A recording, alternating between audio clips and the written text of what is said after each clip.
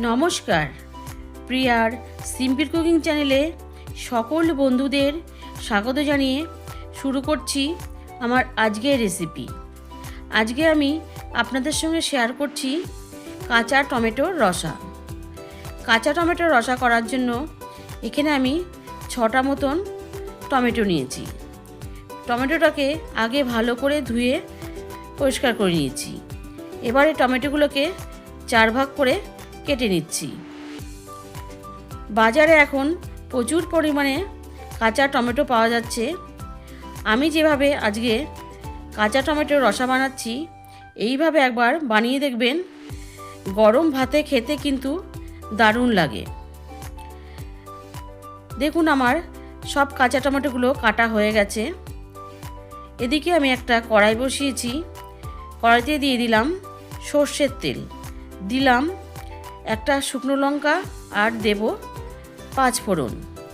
এবার ফোড়নটাকে একটু ভালো করে ভেজে নেব। ফোড়নটা সুন্দর ভাজা হয়ে গেলে দিয়ে দিলাম কেটে রাখা টমেটোগুলোকে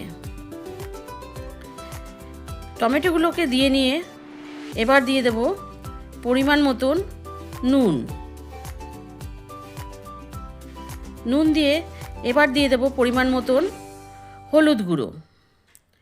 নুন হলুদ দিয়ে এবার টমেটোটাকে আমি কিছুক্ষণ ভেজে নেব। কিছুক্ষণ ভাজা হয়ে গেলে ঢাকা দিয়ে টমেটোটাকে রেখে দেব 4-5 মিনিট মতন, আর গ্যাসটাকে লোতে রাখবো। এদিকে আমি একটা মশলা করার জন্য নিয়েছি সাদা সর্ষে, পোস্ত আর কাঁচা লঙ্কা। এবার অল্প জল দিয়ে আমি বেটে নিচ্ছি। যেহেতু আমি অল্প পরিমাণে মশলা করছি, সেই জন্য আমি শিলপাটায় বেটে নিচ্ছি। তাছাড়া শিলপাটায় বাটলে সেই মশলা রান্নার কিন্তু টেস্টই আলাদা হয়। দেখুন, আমার পোস্ত আর সর্ষেটা বাটা হয়ে গেছে। এদিকে টমেটোটাও অনেকটাই নরম হয়ে গেছে। মাঝখানে আমি একবার ঢাকা খুলে নেড়ে দিয়েছিলাম।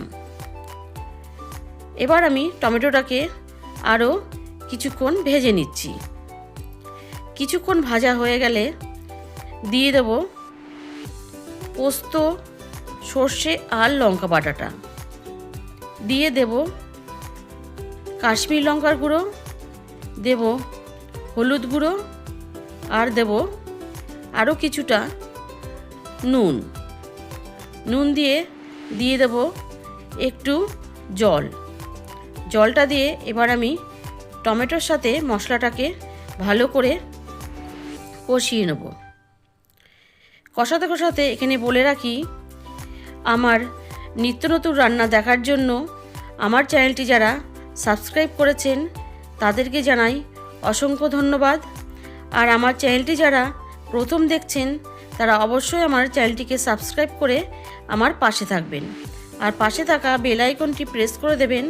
যখন কোনো আমি নতুন ভিডিও দেব তার আপডেট সবার আগে আপনাদের কাছে পৌঁছে যাবে। দেখুন, দেখতে পেলেন সুন্দরভাবে আমার কষানো হয়ে গেছে। দিয়ে দিয়েছি 1 বাটি জল আর দিয়ে দিলাম একটা কাঁচা লঙ্কা, দিয়ে ঢাকা দিয়ে আমি রান্না হতে দিলাম আরও 5 মিনিট মতন। 5 মিনিট পর ঢাকা খুলে রান্নাটা আমার প্রায় হয়ে এসছে এবং টমেটোটাও সুন্দরভাবে সেদ্ধ হয়ে গেছে। আর গ্রেভিটা কিন্তু এরকমই থাকবে। এবার দিয়ে দিচ্ছি পরিমাণ মতন চিনিটা দিয়ে দেবো একটু ওপর থেকে কাঁচা সর্ষের তেল দিয়ে ভালো করে আমি মিশিয়ে নেব।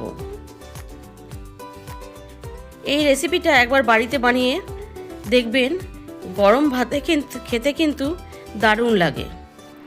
মিশিয়ে নিয়ে ঢাকা দিয়ে আমি গ্যাসটাকে অফ করে দেব। এবার একটা সার্ভিং বলে সার্ভ করে দিচ্ছি। কেমন লাগলো আমার আজকের রেসিপি অবশ্যই জানাবেন। ভালো লাগলে লাইক করবেন। সুস্থ থাকবেন, ভালো থাকবেন। ধন্যবাদ।